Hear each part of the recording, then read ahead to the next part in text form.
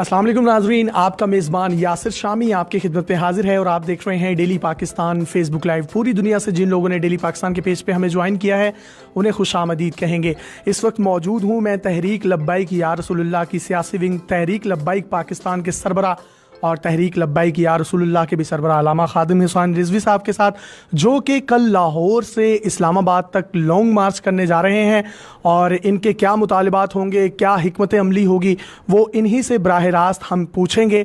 जबकि इनके सबसे पहले मुतालबे में एक मुतालबा ये है कि हॉलैंड की एम्बेसी को बंद किया जाए। नबी करीम सल्लल्लाहु अलैहि वसल्लम के खाके बनाए जा रहे हैं जबकि उनका साया ही नहीं था।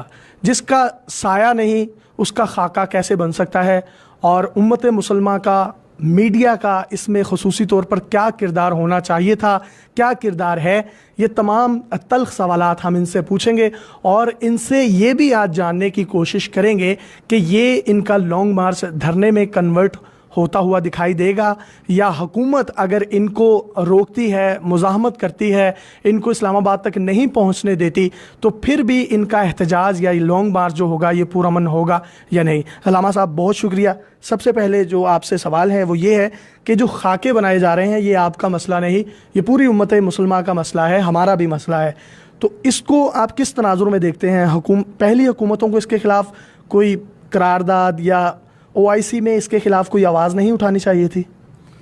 जी, बिस्मिल्लाहिर्रहमानिर्रहीम। आपकी तशरीफ़ आवरी का नहायत ही दिल की अथाह गहराइयों से शुक्रिया कि आप इस हसास मसले में हमारे पास तशरीफ़ लाए। ये मसला उम्मत की बका का है।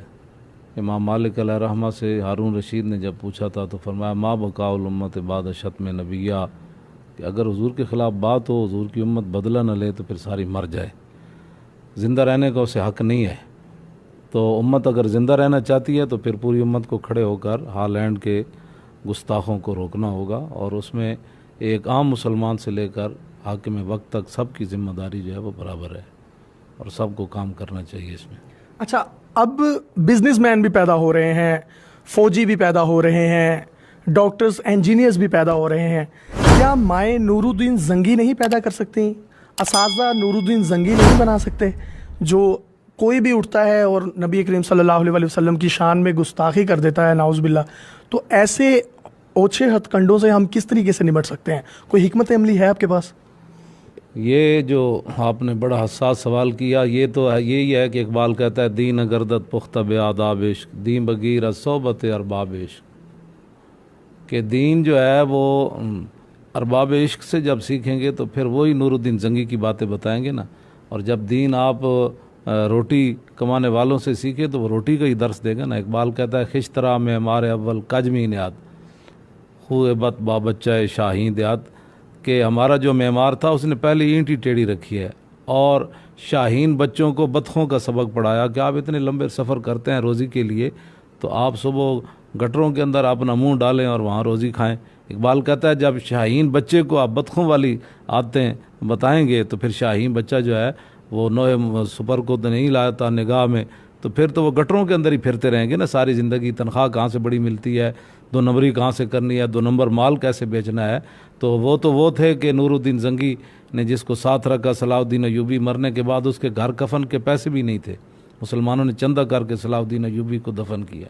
अच्छा, मुझे आप ये बताएं, क्या आपने ही सिर्फ इस चीज़ का ठेका लिया हुआ है? इतनी बड़ी बड़ी खानकाहें हैं, इतने बड़े बड़े गद्दी नशीन हैं, मौलवी हजरात है, क्या उनका खाने पीने पे ही सारा स्टेटस रहेगा, सारी तवज्जो रहेगी? निकलना है तो सिर्फ अल्लामा खादिम हुसैन रिजवी ने ही निकलना है? ये उन लोगों के बारे में भी कुछ कहें ना। ये हैं तो आप लोगों की जमात के ही ना, आपके ही तमाम पैरोकार हैं। अगर पैरोकार नहीं भी तो उनका भी एक मजहबी स्टांस है। आपने ही ठेका लिया हुआ? मैंने नहीं लिया, लेकिन जिस तरह आप फरमा रहे थे ना कि भाई ये वो नूरुद्दीन जंगी कहाँ गया, तो इकबाल ने भी यही कहा था कि तूने पूछी है इमामत की हकीकत मुझसे, हक तुझे मेरी तरह साहिब असरार करे, है वही तेरे ज़माने का इमाम बरहक जो तुझे हाजिर व मौजूद से बेजार कर, मौत के आईने में दिखा कर तुझे रुख दोस्त, ज़िंदगी तेरे लिए और भी दुश्वार करे, दे के एहसास ज़ियां तेरा लहू गरमा दे, फ़क्र की सान चढ़ा के तुझे तलवार करे। जो आपने सवाल किया उसका जवाब ये है कि फितना मिल्लत बैदा है इमामत उसकी, जो मुसलमान को सलातीन का बरिस्तार करे। अच्छा, मुझे लामा साहब बताइएगा, सुबह कितने बजे आप लाहौर से इस्लामाबाद के लिए निकलेंगे और हिकमत अमली क्या है, और पहला पड़ाव कहाँ होगा और आखिरी पड़ाव जब इस्लामाबाद में जाएगा, तो आप उम्मीद जाहिर करते हैं कि आपके इस्लामाबाद पहुँचने से पहले पहले हुकूमत कोई एक्शन लेगी और एम्बेसी को बंद कर देगी? सुबह इंशाअल्लाह 2 बजे हज़रत दाता साहब अलैहि रहमा के मज़ार अनवार से रवाना होंगे। 2 बजे का टाइम दिया है, हो सकता है कोई आधा घंटा लेट हो जाए, लेकिन 2 बजे का हमारा टाइम है। और रात पड़ाव जो है वो गुजरात में होगा, मराड़ी शरीफ में, पीर मोहम्मद अफजल कादरी साहब के वहाँ जो है वो मरकज़ में। तो इंशाअल्लाह राब्ते हर तरफ से लोग कर रहे हैं, तो ये हो सकता है कि अल्लाह ताला इनको हिदायत दे और ये हमारे निकलने से पहले जो है वो सफ़ीर उसका निकाल दें और अपना वापस बुला लें। और इनके ईमान का तकाज़ा यही है, पूरी उम्मत के ईमान का तकाज़ा यही है। पाकिस्तान की जो बुनियाद है, पाकिस्तान का मतलब क्या, ला इलाहा इल्लल्लाह मुहम्मदुर रसूलुल्लाह, लाखों लोगों ने जो मुसलमानों ने कुर्बानियाँ दी, उसका तकाज़ा यही है कि हमारे निकलने से पहले ये सफ़ीर निकाल दें। अच्छा, अगर वो सफ़ीर नहीं निकालते तो आप किसी जो है इंतहा पसंदी की तरफ जाएंगे इनके ख़िलाफ़, इन लोगों के ख़िलाफ़? इंतहा पसंदी ये नहीं है। आप ये सवाल करें कि क्या आप रसूलुल्लाह के लिए जान दे सकते हैं, तो इंशाअल्लाह हम, इंतहा पसंदी का लफ्ज़ बिल्कुल ही इस मसले में नहीं है। तो कुल्लु गुलुव्विन फ़ी हक़्क़ी तक़सीरुन, हमारे बुज़ुर्गों ने कानून लिखा है कि हुज़ूर की मोहब्बत में जितना भी कोई गुलुव करता चला जाए ना, आखिर वो कहेगा कि हक़ तो ये है कि हक़ अदा न हुआ। तो हम हुज़ूर के लिए जान देने के लिए तैयार हैं। और बहुत सारे लोग जो मुझे आकर मिल रहे हैं, तैयार ये करके आए हैं, उन्होंने अपने शापरों के अंदर कफन भी डाले हुए हैं। तो अगर हुकूमत ने रोकने की कोशिश की तो उसके लिए क्या हिकमत अमली होगी? कुछ भी नहीं, हम रुकने वाले तो हैं ही नहीं। ये हुज़ूर की इज़्ज़त के लिए रुकना तो फिर अपने आप को तो फिर ये झूठा साबित करना है कि हम तो आंसू गैस को देख कर रुक गए, ये गोली आ रही थी तो हम सिरे। इंशाअल्लाह अगर, मैं तो चाहता हूँ, ज़िंदगी बहुत बसर हो गई कि कोई गोली आए हुज़ूर के नाम पर मुझे, मेरे लिए, तो मैं उसको देख कर मुस्कराऊँगा कि इसी की तो तमन्ना थी, आज वो आ गई है। अच्छा, राजा ज़फ़रुल हक कमेटी के बाद शफ़क़त महमूद साहब जो है वो मौरूद इल्ज़ाम ठहरे और उनको वज़ीर तालीम बना दिया गया, तो इससे मुतल्लिक़ क्या कहेंगे आप? ये तो इमरान साहब जो कहते हैं मैं बड़ा आशिक़ रसूल हूँ और उनकी सारी जमात कह रही है, तो उनसे ये सवाल होना चाहिए कि जब एक बंदे के बारे में ये बात आ गई है तो आपने इसको किस हैसियत से।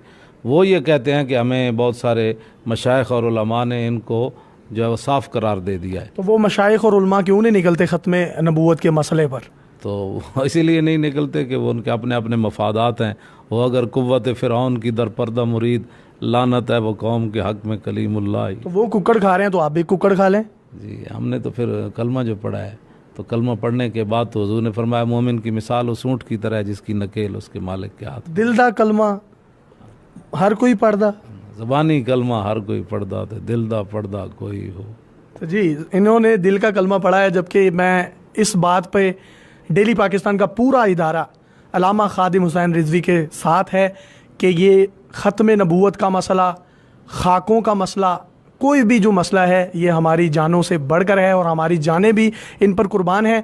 बाकी सियासी पार्टियां कोई सदारती इंतखाबात में मसरूफ़ हैं, कोई ओपोजिशन की पॉलिटिक्स में मसरूफ़ है, कोई गवर्नर बनने की पॉलिटिक्स में मसरूफ़ है, लेकिन ये वो वाहिद शख्स जो चल भी नहीं सकता, मेरा कैमरा आपको दिखा सकता है, एक व्हील चेयर यूज़र है। और अल्लाह के नबी ने जिससे काम लेना हो वो ले लेता है।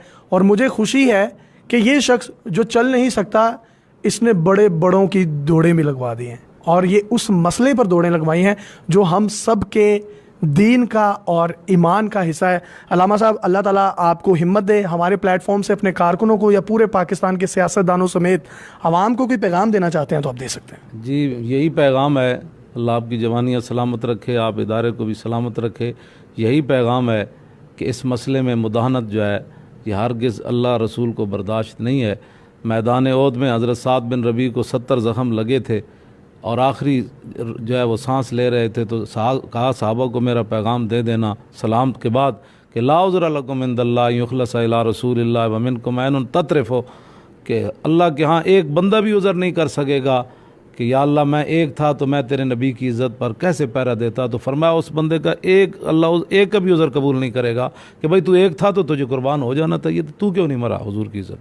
बहुत शुक्रिया। अल्लामा खादिम हुसैन रिजवी साहब हमारे दरमियान मौजूद थे और इंशाल्लाह खाक हो जाएंगे खाके बनाने वाले अपने मेज़बान यासिर शामी को इजाज़त दीजिए और देखते रहिए डेली पाकिस्तान फेसबुक लाइव। अल्लाह हाफिज़।